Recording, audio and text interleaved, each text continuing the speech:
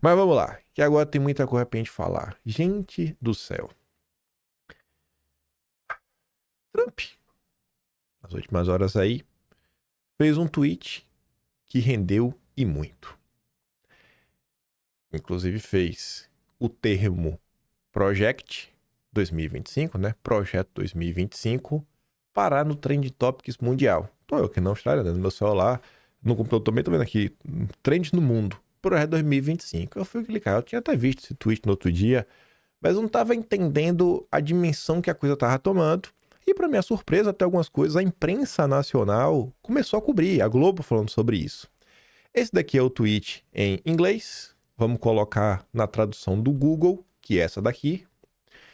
Tenho uma reunião hoje com Roosevelt, do Projeto 2025, para determinar quais das muitas agências democratas, a maioria das quais são uma farsa política, ele recomenda que sejam cortadas e se esses cortes serão temporários ou permanentes. Não acredito que os democratas da esquerda radical, que me deram esta oportunidade sem precedentes, tá meio ruim, né?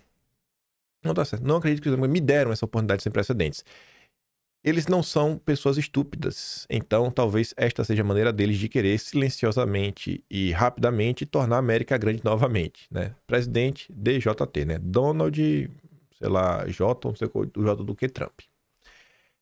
Aí, vamos tentar entender o que é que está acontecendo, né? Nos últimos dias, chegou num ponto que os Estados Unidos, diferente do Brasil, porque no Brasil fica sem orçamento, né? Aí fica sem orçamento, você não vota, né, a LDO, não vota nada e vai empurrando. Vai empurrando. Tanto que o orçamento do ano passado foi votado esse ano. Nos Estados Unidos não é bem assim. Se você não tem dinheiro, aí tudo para. Não tem dinheiro. E aí estava se discutindo isso, cara. A gente tem que passar aqui um projeto de lei para abrir espaço no orçamento, para fazer isso, para fazer aquilo outro. E os democratas cruzaram os braços e falaram, não, a gente não vai fazer isso daqui, a gente não vai votar, acabou. E aí que eles chamaram de shutdown, né? Que seria assim, o fechar tudo, desligar. Desligou o computador. E aí a imprensa brasileira começou a noticiar. Tá aqui a Globo. No segundo dia de shutdown, Trump promete cortes em agências democratas e mira em adversários políticos. Ué, ele vai mirar em quem? Nos aliados, é? Ele tem que mirar realmente no adversário político. E o que Trump está chamando de agências democratas, você tem que pensar, mas como assim agências democratas? Então, existe a percepção que na administração pública americana, na burocracia estatal, você vai ter alguns grupos, alguns setores que não são instituições de Estado, mas instituições de partido. Vou dar um exemplo, que a gente vai falar dela daqui a pouquinho. A USAID.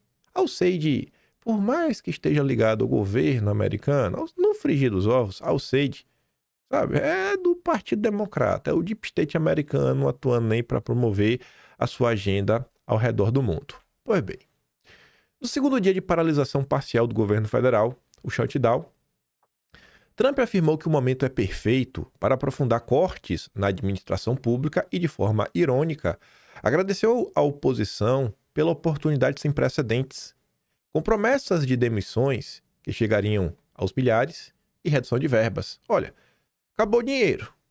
Se acabou o dinheiro, eu tenho que cortar, porque não tem mais dinheiro. Então vocês estão me dando a justificativa perfeita para eu passar o facão e cortar e demitir e fazer o que eu quero. Enfim, Trump tenta usar o impasse orçamentário para avançar com sua agenda e golpear pautas democratas, mas por enquanto a população vê, né, e os governistas como o vilão da crise. Aqui é a opinião da Globo. Aqui é a opinião da Globo. Em publicação na Truth Social, Trump disse que se reunirá nesta terça com o diretor para o orçamento da Casa Branca, Russell Vought. Vamos chamar de Russ.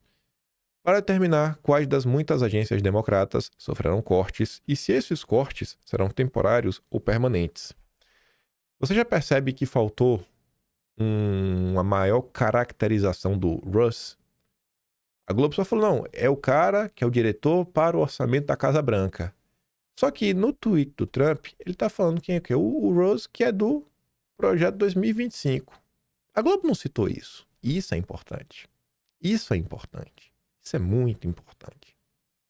Mas enfim, ele não revelou quais agências estava falando, mas nas entrelinhas, Sugeriu que seriam órgãos destinados, por exemplo, a ações ligadas a meio ambiente, transição energética, tradução, agenda de esquerda.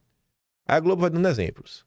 Na véspera, o Russ afirmou em publicações no Twitter que ao menos 2 projetos de grande porte tiveram as verbas suspensas.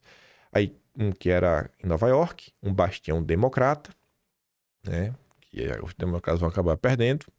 Ao justificar a suspensão, ele disse que as autoridades locais seguiam princípios inconstitucionais de DEI, sigla para diversidade, equidade e inclusão. Os projetos woke, né?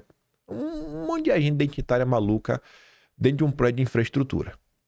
O pacote de cortes do Russ incluiu ainda quase 8 bilhões de dólares, foi 7,6, não foi 8 não, ligados a ações climáticas chamadas por ele de nova fraude verde.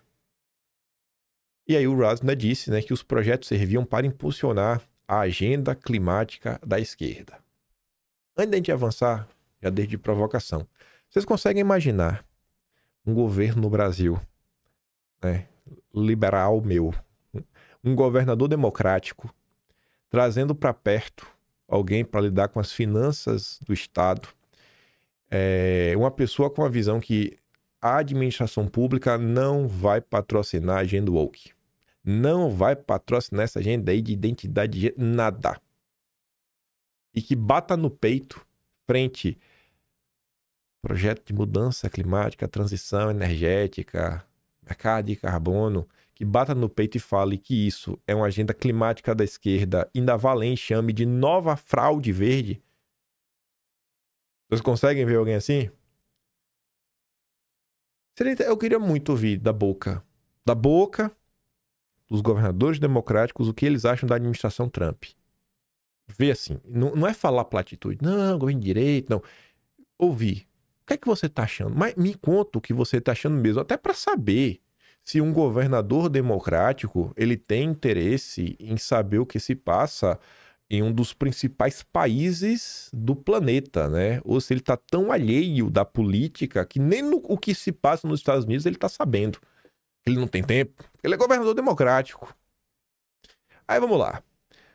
Um dos idealizadores do Projeto 2025, um ideário conservador do qual Trump tentou se afastar na campanha, mas que foi abraçado por ele após ser eleito.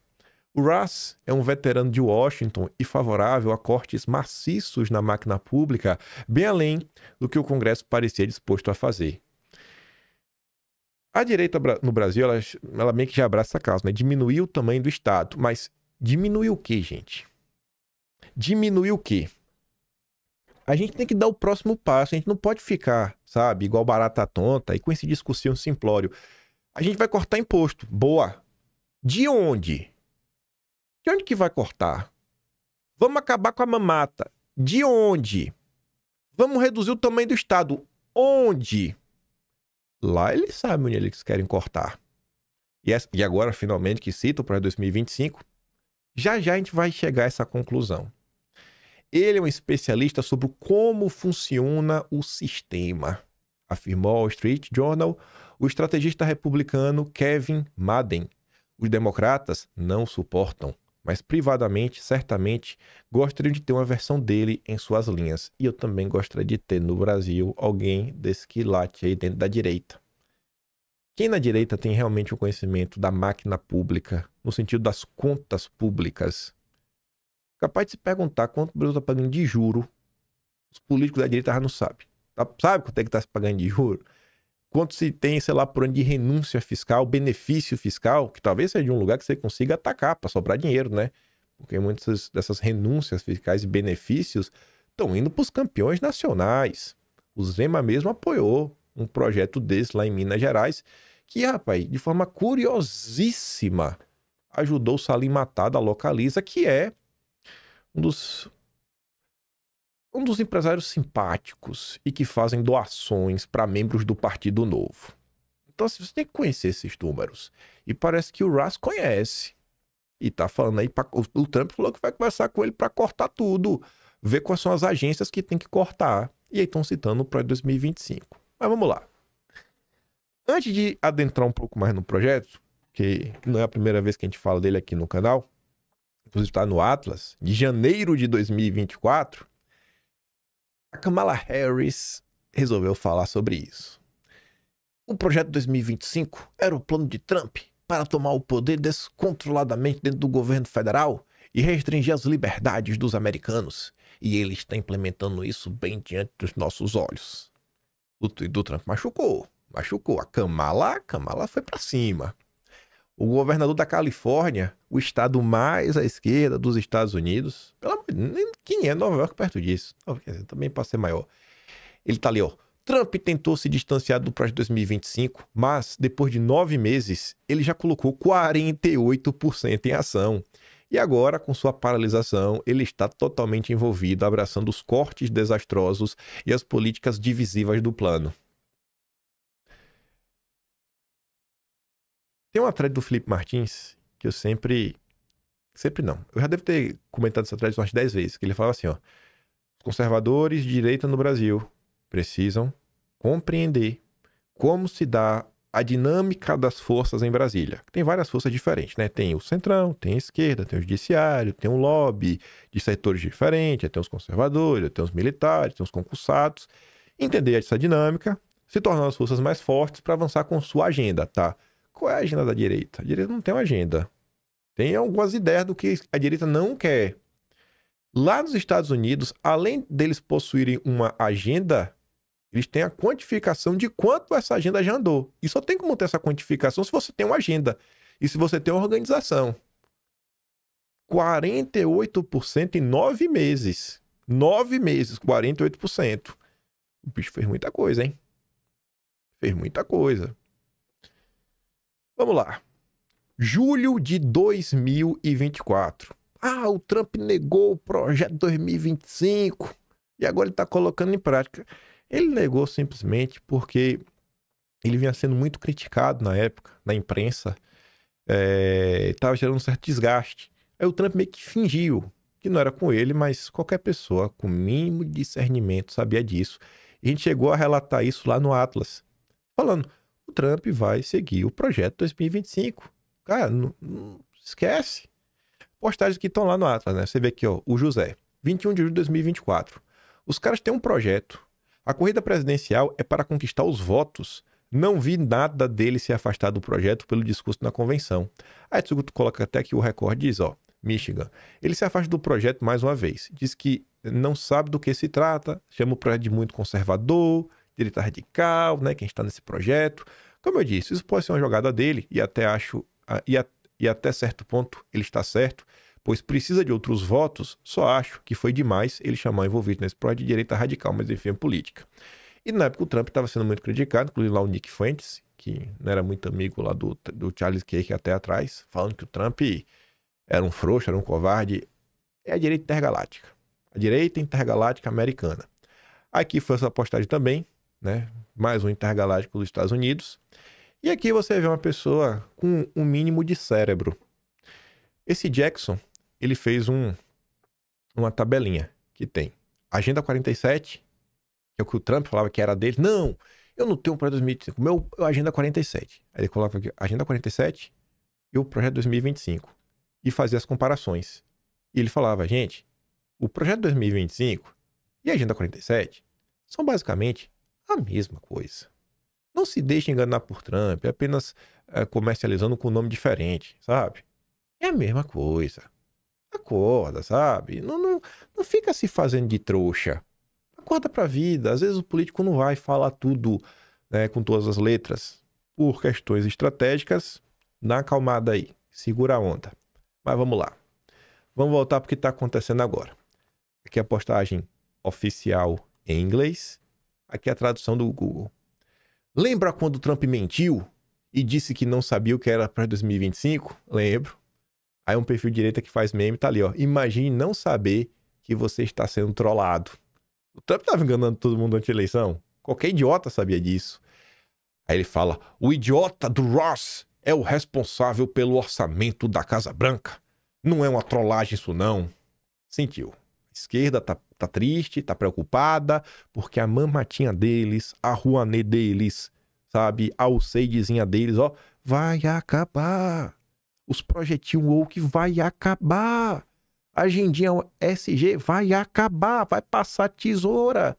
Sabe onde é que tem que cortar. Aí os perfis direitos estão fazendo a festa, né? Tá ali, ó. Últimas notícias. Trump vai se reunir com o mestre de projeto 2025, Russ, para começar a cortar um grande número de empregos e agências federais. Que porcentagem do governo federal você gosta de ver eliminada? Tu vê os comentários, pessoal, 90%. Demite todo mundo. Demite aí todo mundo, que eu não quero saber. Os democratas vêm gritando não aos reis há meses, e com a paralisação de Schumer, eles deram ao Trump o poder de um rei divertido. E sim, o projeto 2025 sempre foi o plano porque ele salvará a nação. O projeto 2025 avançou mais rápido do que eu poderia imaginar, afirma o autor do livro sobre o ideário conservador nos Estados Unidos. A Globo entrevistou David Graham, que é um cara de esquerda, que lançou um livro, inclusive, já está traduzido por português. Veja como são as coisas. A direita brasileira sequer parou para ler o projeto 2025. A esquerda já leu, já fez a sua versão rebatendo e já publicou até em português.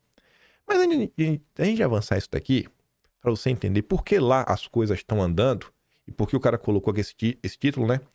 O projeto avançou mais rápido do que eu poderia imaginar. O que é o projeto 2025? Tá aqui, ó. Se você pegar o Atlas de janeiro de 2024, você vai encontrar essa imagem e tudo mais. E no Atlas de janeiro de 2024, deixa eu ver se ele tá aberto aqui. Não tá, não. Deixa eu ver se tá... Não, acho que não vai abrir aqui, não. Não, esse aqui mesmo. Ah, tá aqui. Aí, ó. Ele tava meio aberto. Aqui, ó. Aqui tem umas coisinhas. Deixa eu passar, só pra mostrar a imagem. Aqui, ó. Mostrei no momento como era o índice. E eu deixei para eu só abordei um capítulo em 2024, que foi o capítulo de economia. Analisando o que é que eles estavam discutindo, inclusive em relação à China, BRICS, tudo mais.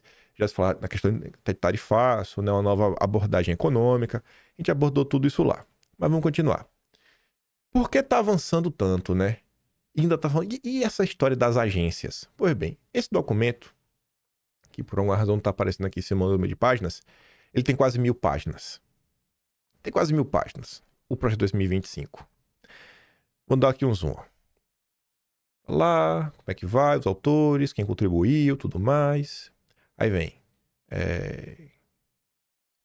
Tomando as rédeas do governo. É a primeira parte.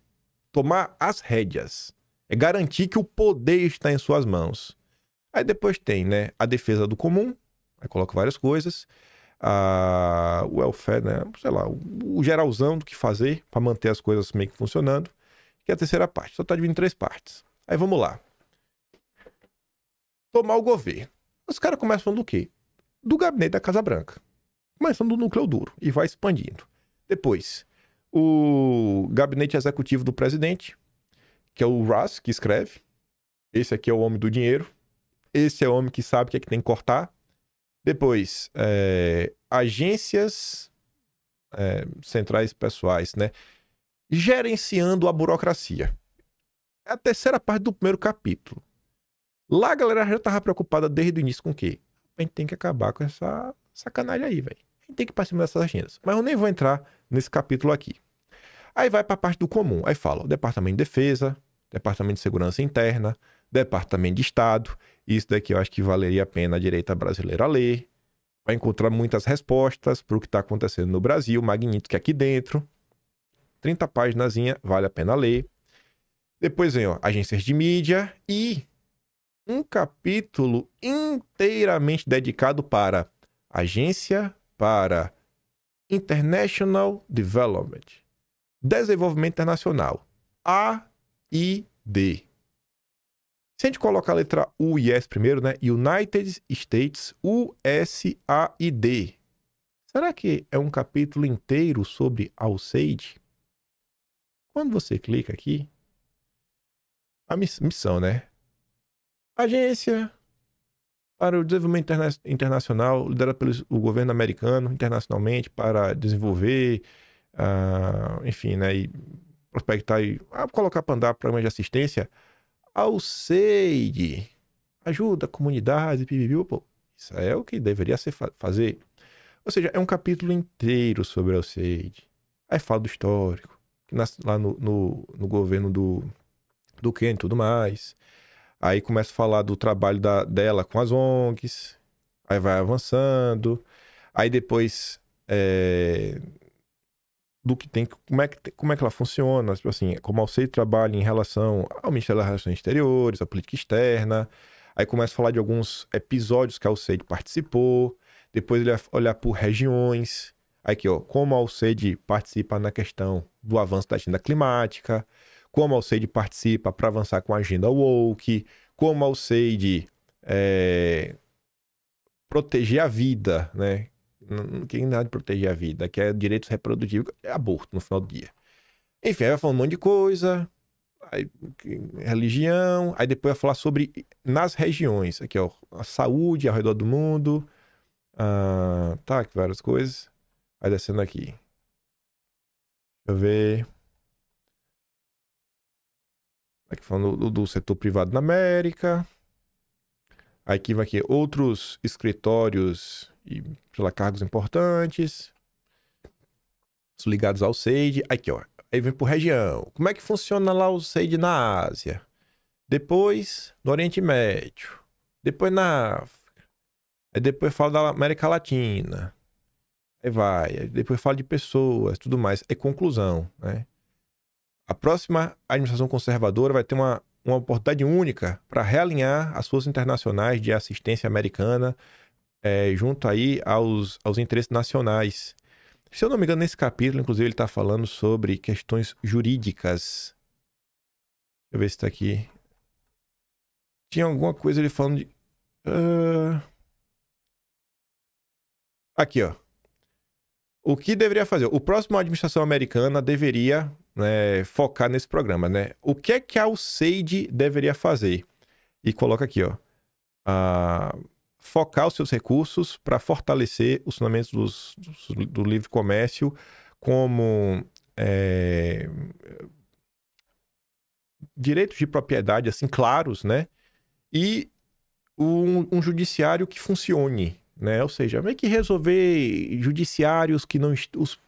Porque é uma agência que atua internacionalmente em outros países, né? Então, assim, se o judiciário tiver meio disfuncional, o judiciário, você deveria ir para cima dos juízes. Então, assim, o que está acontecendo não é aleatório, mas parte de um plano. Então, quando você tem um plano, as coisas andam. Por isso que eu pergunto, qual é o plano? Onde vocês querem chegar? Qual é o projeto de Brasil que vocês têm? Sabe? Então tá aqui, ó, tá tudo bonitinho. Vou botar aqui pro início. Aí tá aqui, né? 900 páginas, rapaz. Falando dos ministérios, falando das agências. Eu tô falando, lê isso aqui. Pra se inspirar, nada, não precisa copiar o que eles estão fazendo, não. As soluções deles são para eles. O Brasil precisa de suas próprias soluções. Mas aqui inspira, precisa entender, cara, o que é isso daqui? O que é que eles estão discutindo? Ou seja, eles tentam entender o que é que a agência faz, eles tentam entender o histórico dessa agência, o que já foi feito no passado, até onde pode ir, peças-chave nessas agências. Por exemplo, quando você pega, vamos trazer para o Brasil, um estudo sobre o Ministério da Fazenda. O que tem dentro do Ministério da Fazenda? Aí você olha, pô, tem a secretaria disso, tem a secretaria daquilo outro, tem que ir lá e pô, isso aqui é cargo-chave, isso aqui não é tão importante, não, isso aqui nem quebra muito a cabeça. Bom, esse cargo aqui a gente tem que realmente garantir que tem alguém nosso, 100% alinhado, pra gente conseguir avançar com a nossa agenda. Então, quando você tem um plano bem direcionado, você consegue avançar com esse plano mais rápido. E você consegue quantificar... Mal. E você consegue quantificar o quanto o seu plano está avançando. Aí é fácil, né? E depois ainda querem comparar Bolsonaro com Trump. Trump tá jogando no modo fácil. Bolsonaro não ganhou essa colher de chá. Antes desse shutdown, antes do Trump falar que ia chamar o Russ do projeto 2025, que o Trump pegou das peças centrais do projeto 2025 e colocou, tu vai cuidar do orçamento. Tu aí... que dedicou tua vida para entender como é que funciona a burocracia estatal, o orçamento do governo e conhece muito bem a máquina pública, tu vai cuidar do dinheiro, viu? Tu vai cuidar do dinheiro, tu vai cuidar da porta do galinheiro.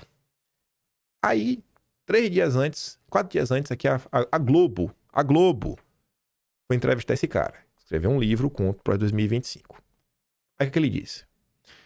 Começa falando assim, ó. Eu não tenho nada a ver com o projeto 2025. Bradou, em meados de 2024, o Trump. Se referindo a um conjunto de ideias conservadoras capitaneadas pela Heritage Foundation, que vão desde restrições ainda mais amplas ao aborto até o fechamento de agências e departamentos federais como o da educação. Na ocasião, Trump tentava se desvencilhar dos aspectos negativos do plano usados pelos democratas para tentar demolir sua candidatura, só que o discurso não durou muito. Antes de tomar posse, pessoas ligadas ao projeto foram indicadas para cargos de confiança e suas primeiras ordens executivas traziam pontos defendidos pelos seus idealizadores. 48% avançou. O Trump já chegou na cadeira, ordem executiva assinando a 3x4, porque existia um plano. O Trump não é nenhum grande guru que tem as respostas para tudo, mas ele trouxe pessoas que claramente conseguem contribuir e ajudar. Em entrevista ao Globo, David Graham, autor do livro O Projeto, lançado no Brasil pela editora Zahar, que analisa as ideias e estratégias do plano conservador, disse estar surpreso com a velocidade com que as ideias do Projeto 2025 se tornaram ações de governo. Aí vamos lá para a entrevista. É possível ler seu livro e não perceber quantas propostas do Projeto 2025... É impossível ler seu livro e não perceber quantas propostas do Projeto 2025 estão sendo aplicadas na prática pelo governo Trump. O senhor imaginava que tudo aconteceria assim tão rápido? De forma alguma. Nós vemos documentos assim, como para 2025, de 4 em 4 anos, mas acho que este é um pouco usual em termos de organização e abordagem. São ideias que a extrema-direita defende há bastante tempo. Eu de fato acreditava que eles tentariam implementá-las agora, e talvez conseguiriam aprovar 1 ou 2 delas, mas fiquei assombrado com a rapidez com que avançaram em muitas propostas e também como conseguiram ampliar os poderes do presidente. O senhor menciona o projeto, que é uma estratégia de colocar o maior número possível de aliados em cargos de governo, não só de alto escalão. É um fator para o sucesso do Projeto 2025? Sim, isso marca uma grande diferença em relação ao primeiro governo do Trump, quando ele lidava com pessoas que talvez não fossem as mais qualificadas para seus trabalhos ou que não necessariamente estivessem alinhadas ideologicamente com ele. Vamos cortar para o governo Bolsonaro, Santos Cruz, queria regular a internet, Sérgio Moro, colocando Ilona Zabó, tentando colocar Ilona Zabó na máquina. E não faltam outros exemplos, né? Ciro Nogueira. Agora, há pessoas em sua equipe que estão ao seu lado, dispostas a executar suas ideias e que conhecem melhor o governo. Há pessoas que esperaram por anos uma chance para entrar no governo e aplicar essas políticas, e agora que estão ali, parecem determinadas a não perder essa oportunidade. Então, o elemento político e ideológico com Trump agora é mais determinante do que um currículo estrelado? Sim. E também existe uma abordagem meritocrática, que não exige apenas ter as melhores credenciais. Ah, eu tenho isso, eu tenho um curso disso, tá? Mas tu sabe colocar o que em prática? Então, uma pessoa que entende que não é só tirar 10 na prova, que a vida humana tem muito de relação interpessoal, de fazer acontecer, botar pra andar. Tempo de casa na direita, né? O cara não chegou, não, surfista que chegou agora. E nada disso daqui é novo. Nada disso daqui é novo. Eu vou provar. Só pra mostrar pra vocês, né? Livro publicado, traduzido. E a direita brasileira sequer tem um projeto de país. Lá, a cada 4 anos aparece um. Aqui não tem. O último projeto de país que alguém da direita publicou no Brasil foi o do Enéas. Depois do Enéas só apareceram o do Temer. Eu não acho que vocês querem o do Temer, né? Porque eu não quero. O do Ciro Gomes. O do Aldo Rebelo, não sei se dá pra chamar de projeto de país, porque o do Aldo Rebelo é mais um livro, né? Que é o Quinto Movimento. Eu também nunca parei pra ler, então não sei se... Tô vendo até meio que simplório nessa coisa. Mas ele lançou lá o livro dele, o Quinto Movimento. E tem um que é do General Vilas Boas. Mas direita mesmo, do Enéas. Ficou lá pra trás. E a gente precisa fazer essa autocrítica, né? Enquanto a gente sequer tem...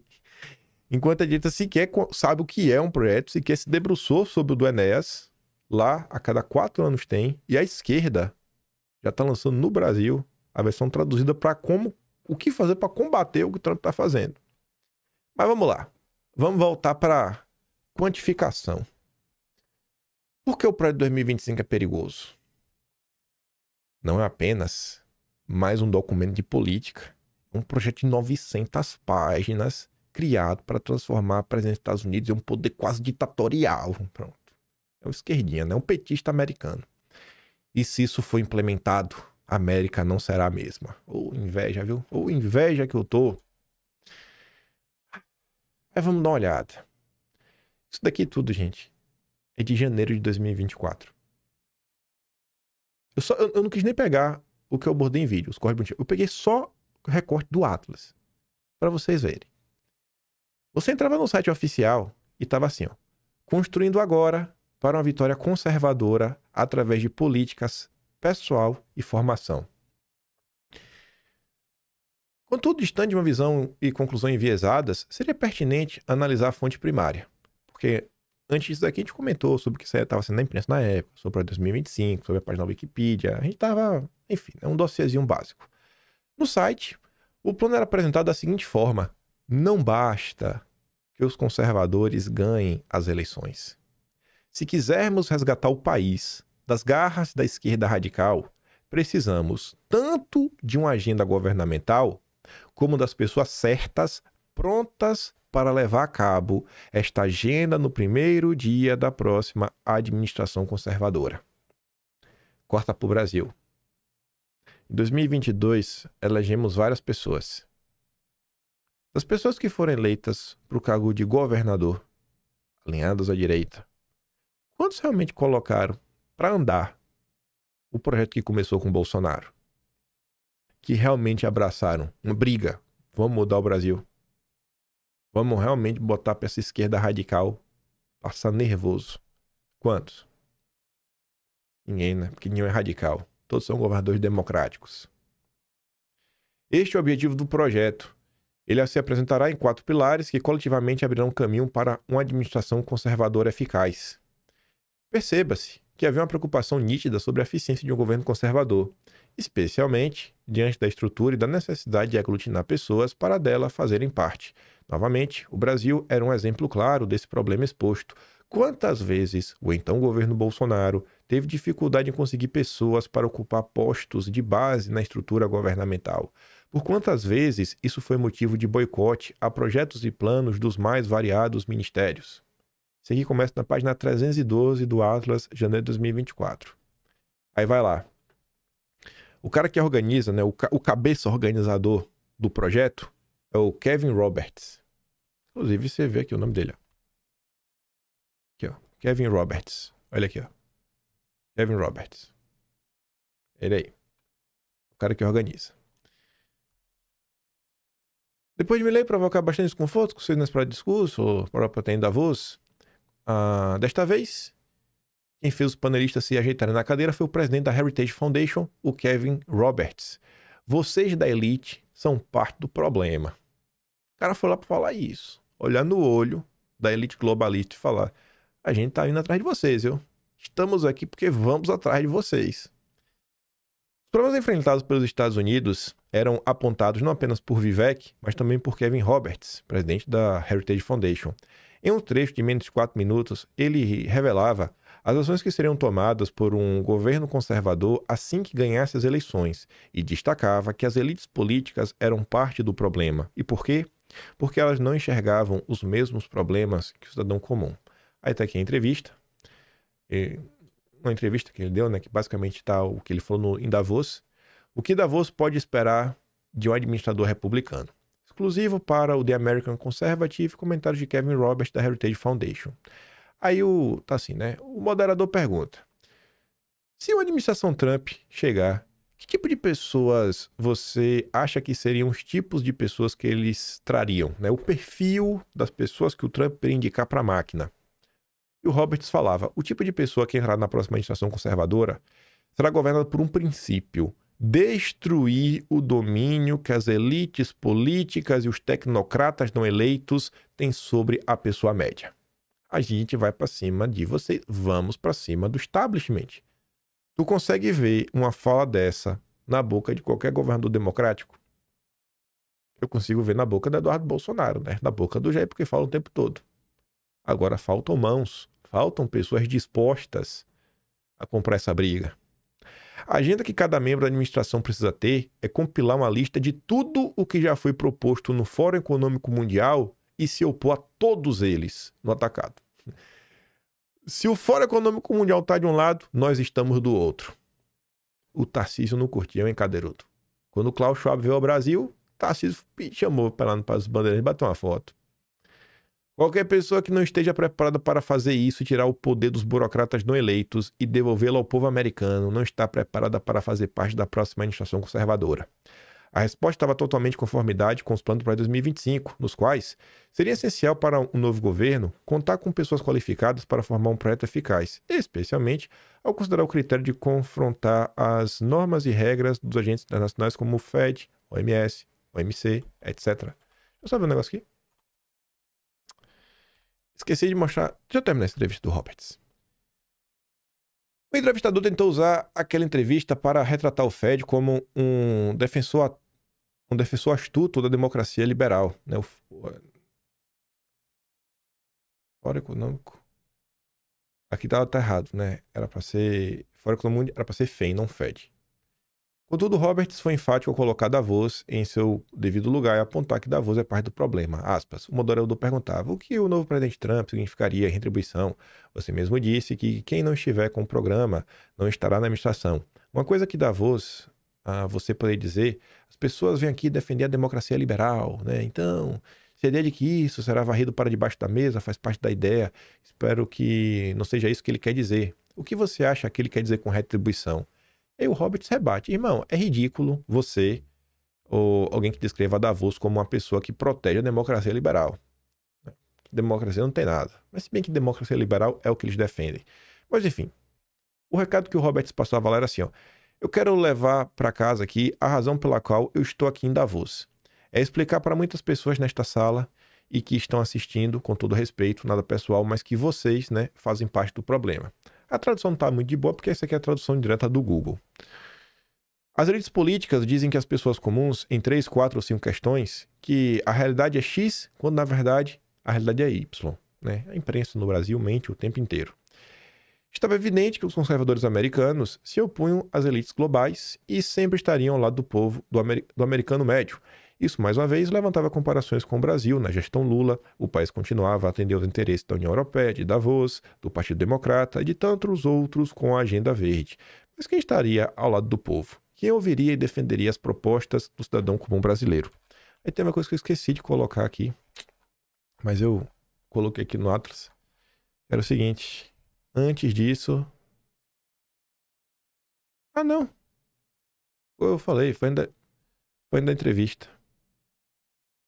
Aqui. E o outro aqui é só falando da questão do povo alinhado. Eu achei que não tava, não, mas tá. Ele fala, precisando de uma agenda governamental, que é só uma parte maior. Aí lá o Heritage Foundation, né? Eles tinham uma planilha política, pessoal, um manual, né?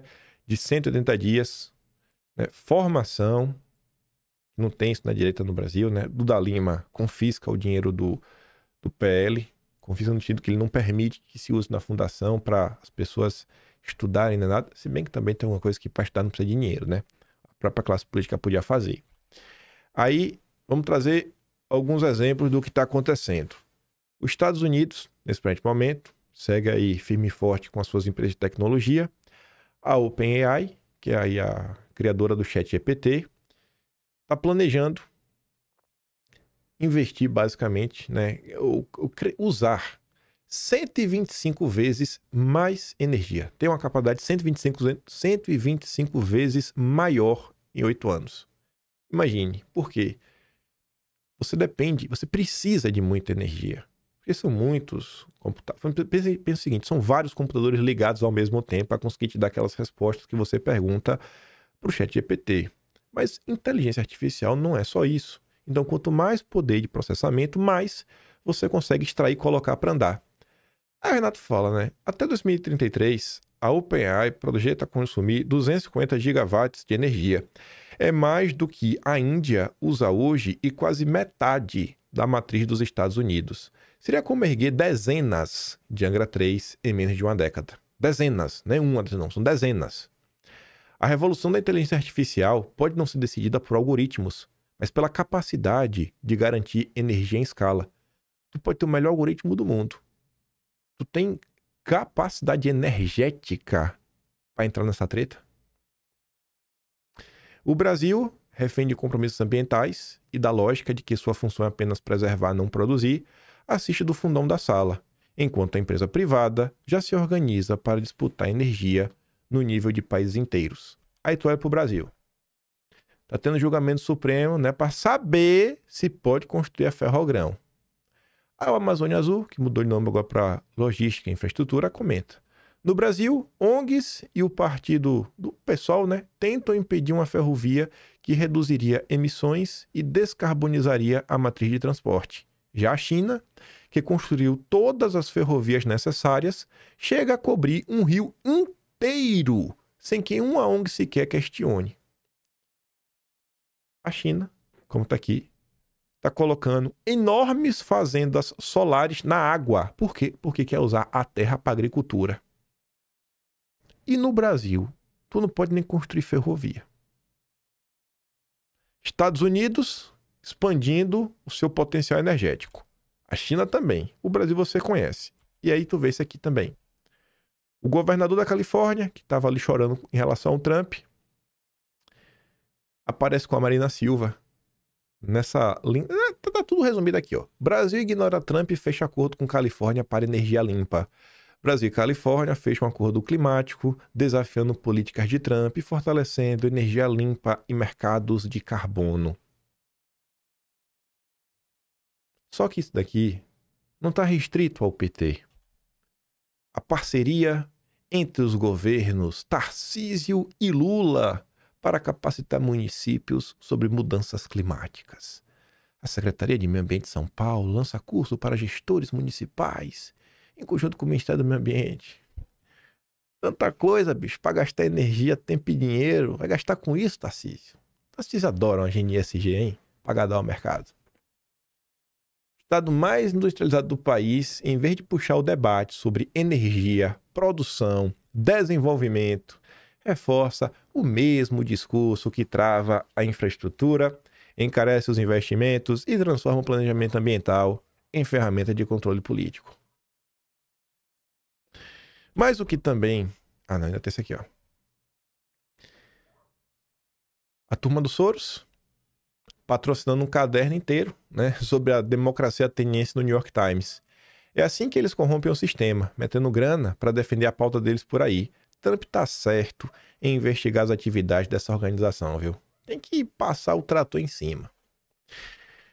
O que me traz grande alegria é que olhar o seguinte: o tempo está passando e por mais que a classe política no Brasil ainda esteja, sei lá, meio distante de um cenário ideal, que a gente tem um projeto mais claro, uma coisa muito mais organizada, nenhum partido a gente tem, o povão está se politizando. Ontem o Flávio Bolsonaro colocou uma fala e perguntou pro povo: o que é que o povo acha? Flávio Bolsonaro falou assim, ó: numa guerra, inimigo do meu inimigo é meu amigo. Você concorda? Responda aqui nos comentários. Aí eu fui ler os comentários. E a maior parte dos comentários estão discordando dessa fala. Gostei muito dessa do Moreira. Tenho que memorizar essa. Na guerra, sim. Na política, não. Na política, o inimigo do seu inimigo é seu concorrente. E isso passa por um problema. Muitas vezes, as pessoas ainda estão presas na ideia que quem comanda o Brasil é o PT. Sendo que o PT é só uma expressão do sistema. E como se a política fosse apenas dois lados. O PT de um lado e a gente do outro. E às vezes as coisas não são bem assim. Mas continuando. Aí a Flávia Fernando comenta: nem sempre. Porque o inimigo do seu inimigo não é seu amigo. É no máximo um aliado temporário que muito em breve poderá ser seu inimigo também. O MBL é um ótimo caso. Atsuki diz, não, porque nessa guerra, o inimigo do meu inimigo continua sentando com o meu inimigo. Quer um exemplo? Ciro Nogueira. Ciro Nogueira tá ou não tá ainda? Sentadinho lá, feliz da vida. O Rueda, falando que vai deixar o governo, mas não, com reunião com Lula. Pelo amor de Deus. Presidente da Caixa, indicado pelo Arthur Lira do PP. Conversa mole. Rodrigo Maia se casando, tava todo mundo lá na casa do Rodrigo Maia, rapaz. A Anitta pergunta por que eu deveria concordar e coloca o Mourão como exemplo, que inclusive participou aí do golpe de 2022, né? Trazendo um recado da CIA. E continua. Petrópolis conservador. Nessa eu discordo. O inimigo do meu inimigo, quando não é meu amigo, continua sendo meu inimigo. E não tenha dúvida, mais cedo ou mais tarde, vai tentar me ferrar junto com o outro. O 10565 diz, o conceito ignora que as consequências ou objetivos de curto prazo raramente compensam os danos estruturais de longo prazo. O Vinícius diz, discordo. Análise extremamente simplória dentro de um contexto que pode ter milhares de variáveis. A Ana Raquel diz, não concordo. Inimigo é inimigo sempre. Traidor é traidor sempre. A Carolina diz, e foi assim que o MBL se juntou com o PT para tentar empichar Bolsonaro pai e estão pagando o preço da rejeição tem mais de 4 anos. A Manu diz, né? Essa fala é uma lógica de aliança temporária baseada em um objetivo comum contra um adversário. Mas essa união, ela não é sólida, já que as partes envolvidas podem ter outros interesses ou diferenças fundamentais que surgirão após a superação do inimigo em comum. O Altair também diz, nem sempre. Não li os outros votos, mas o inimigo do meu inimigo é meramente um possível aliado pontual, nunca meu amigo por exclusão. Não. Seu aliado de hoje será o inimigo de amanhã. No pós-guerra, depois das alianças, vieram a divisão do mundo, da Coreia, do Vietnã, e continua a disputa até hoje. A dona Virgínia, não, no máximo será um aliado na guerra, depois é cada um pro seu lado. A Cláudia Luca diz, qual a probabilidade desse aliado de ocasião ser um cavalo de Troia? Por fim, a Paula fala assim, não, meu amigo é meu amigo. O inimigo do meu inimigo pode ser, no máximo, um aliado pontual e temporário, sem implicações de longo prazo, porque não tem lealdade. Aí eu peguei tudo isso, eu já estava comentando nos últimos dias bastante sobre antipetismo, União da Direita e tudo mais. Peguei umas ideias, estruturei, pedi só para meu amigo ChatGPT dar aquela corrigida no português e coloquei, né? A expressão o inimigo do meu inimigo é meu amigo parece prática, mas no fundo é simplista. Ela parte de uma lógica imediata, que enxerga apenas o curto prazo e ignora nuances, contradições e interesses de médio e longo alcance. Ao reduzir a disputa, a política e disputas de poder a um jogo de dois lados fixos, acaba abrindo caminho para alianças frágeis e cheias de incoerência. Se olharmos para o bolsonarismo, dá para ver claramente como essa lógica se provou um erro. Primeiro, alianças oportunistas e contraditórias. Na tentativa de enfraquecer o PT, abriu-se espaço para figuras e grupos que nunca tiveram qualquer sintonia com os valores da base. Esses aliados úteis logo abandonaram o barco ou até traíram quando a conveniência falou mais alto. 2. Perda de identidade e coerência. A união com qualquer um que fosse contra a esquerda acabou diluindo a pauta original. Questões centrais como economia, segurança, cultura e educação foram deixadas de lado em nome de brigas momentâneas. Isso gerou desconfiança até dentro da própria militância. Terceiro, fortalecimento de falsos aliados. Muitos se aproximam só para surfar onda, fazendo carreira em cima do bolsonarismo, mas, no primeiro sinal de custo político, eles se afastam. E alguns se tornaram inimigos ainda mais perigosos, justamente por conhecer os bastidores. Quarto e último ponto, miopia estratégica. O ditado esquece que o inimigo do inimigo pode ser ainda mais nocivo. Em vez de somar forças, o movimento acabou servindo de trampolim para quem só queria instrumentalizar a pauta. Resumindo, aplicar essa máxima sem análise crítica gera alianças frágeis, incoerência e vulnerabilidade política. No caso do bolsonarismo, virou um bumerangue. Em vez de fortalecer, abriu espaço para oportunistas que, no fim, ajudaram a enfraquecê-lo. Para encerrar o vídeo de hoje, para a gente falar um pouquinho do Jair Messias Bolsonaro. A gente não tem uma Heritage Foundation, a gente não tem um projeto de país, mas a gente ainda tem Bolsonaro. Eu tava passando, agora já era meia-noite 16 para vocês, né? Era de manhã para mim. na verdade, 1h pouca da tarde para mim. Aí o Grilo postou essa thread aqui de Bolsonaro, que é de maio de 2019. E aqui eu queria que você não só prestasse atenção no que Bolsonaro tá falando, não presta só atenção nisso, mas faz um esforço agora. Sério, por favor, te peço, faz um esforço. Onde você estava em maio de 2019? O que você pensava em maio de 2019? Faça um exercício de consciência. O quanto você compreendia sobre a política em comparação ao que você compreende hoje. Faça essa reflexão e veja quem era o presidente da República. O seu amado presidente da República. E reflita se lá atrás, quando ele tentava te acordar, tu estava ouvindo o que ele tentava te explicar. Porque eu tenho certeza, eu aposto dinheiro que qualquer um de vocês, se fizesse exercício, vai falar, cara, se eu tivesse lido isso daqui em 2019, eu não teria tido a mesma compreensão que eu tô tendo agora. E isso leva àquela conclusão, né? Primeiro que o quão ruim era o time que tava aí para ajudar o Jair. E segundo, né? O quanto a gente não soube aproveitar exatamente por essa inocência, por essa falta de amadurecimento. Mas o Jair falava o seguinte, mal tinha começado o governo, e aí eu já olho isso daqui, né, inclusive pensando no contexto. O governo nesse momento já estava tendo dificuldade para colocar, a gente estava correndo o risco, em 2 semanas, de ver a MP que redefiniu os ministérios caducar e aí voltar para o que era na administração Temer, porque o Maia não queria pautar. Tanto que 15 dias depois, dia 26 de maio de 2019, a direita foi para as ruas pela primeira vez. Isso nunca tinha acontecido no Brasil. A população ir para as ruas para apoiar o presidente eleito. O povo só ia para as ruas para pedir para o presidente sair. Dessa vez foi diferente. Dessa vez o povo foi para falar, Bolsonaro, a gente tá aqui para te ajudar, cara. E o Jair falava assim, ó. Infelizmente, temos que passar grande parte do tempo desmentindo invenções que parte da mídia e a oposição fazem para desestabilizar o atual governo. Todos sabemos que seria assim. Há um interesse gigantesco na máquina pública e não é por preocupação com o futuro do país. A máquina é o que o Trump está tentando desmontar. O Jair também estava tentando desmontar.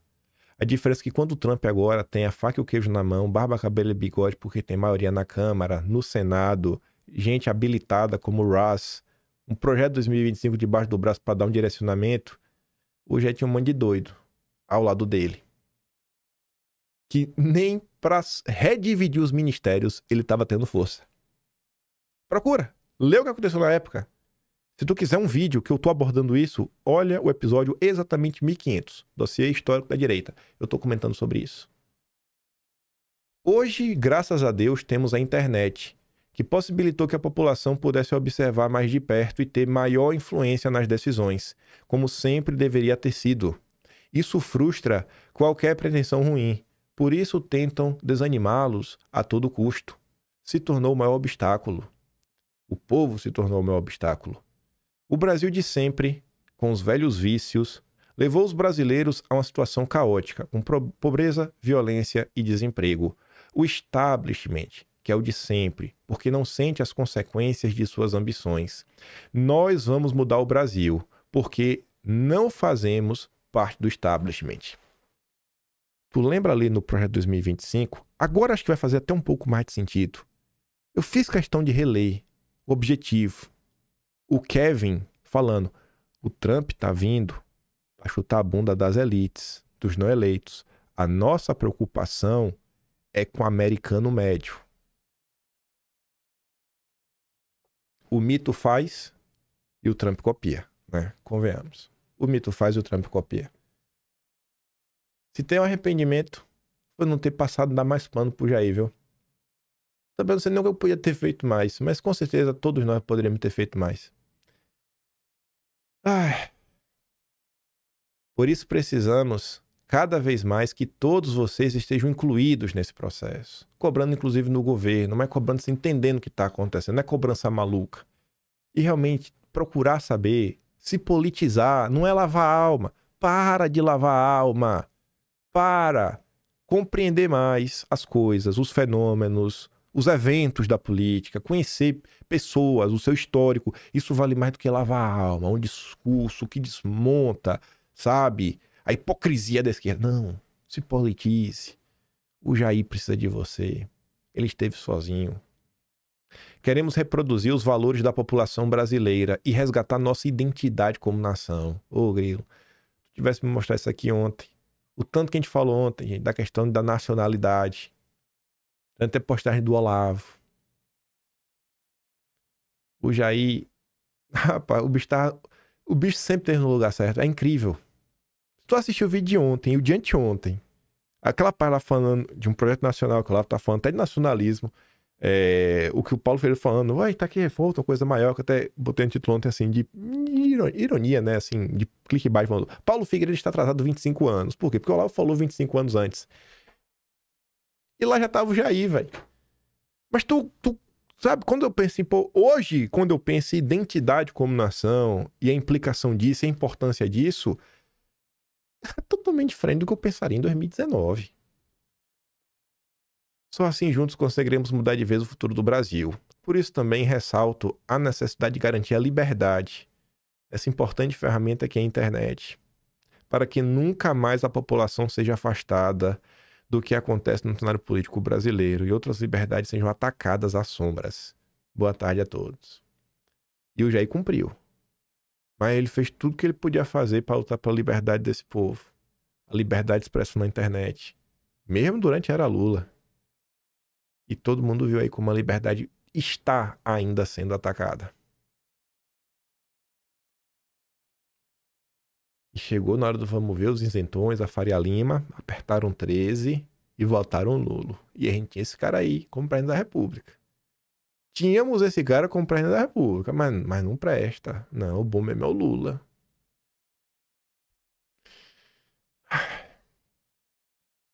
Você olha para os Estados Unidos, dá uma certa inveja, né? Mas você vê, falta muita gente no Brasil. Mas o material, a essência da solução, a gente tem. A gente tem a essência da solução. A sementinha já foi plantada. E não vou falar, não vou ser assim, falar foi só o Jair. Cara, é um processo, nasceu hoje também. O Enéas tem uma grande participação nisso. O professor Olavo tem uma grande participação nisso. Pessoas que vieram antes também. É do Dom Pedro pra cá, gente. A gente tem que se encontrar com o país mesmo. Como diz lá o discurso do Eduardo, que segundo a Folha de São Paulo, ele foi influenciado por mim, pelo Aldo Rebelo. A gente tem que se encontrar com o povo, como nação, nos entender. Passado, presente, passado, presente, pra gente conseguir meio que manobrar aqui o futuro. É olhar para a história nacional, na sua amplitude mesmo, na sua complexidade. Olhar para a República Velha e entender. Pô, a gente tava comentando ontem, as pessoas eleitas sem fazer campanha, tava em Paris. Quantos de vocês sabiam disso? Sabe que a gente não conhece nossa história. E o Brasil, obviamente, já tomou medidas, porque é impossível você só tomar medidas que deram errado. Alguma coisa certa já aconteceu. A gente tem que conhecer. Temos que ir atrás. E precisamos do nosso projeto 2025, né? Que teria que chamar para 2026. Ou para 2020. Eles chamam de 2025 porque seria o primeiro ano do governo Trump, né? O governo Trump começa em 2025. Então nós teríamos que ser para 2027. Qual é o nosso projeto 2027? Qual direita vocês querem construir? Cobrar do Jair é fácil. Jogar pedra no Jair é fácil. Difícil é botar a mão na massa e ajudar, né? Difícil é botar a mão na massa e ajudar. Pois bem,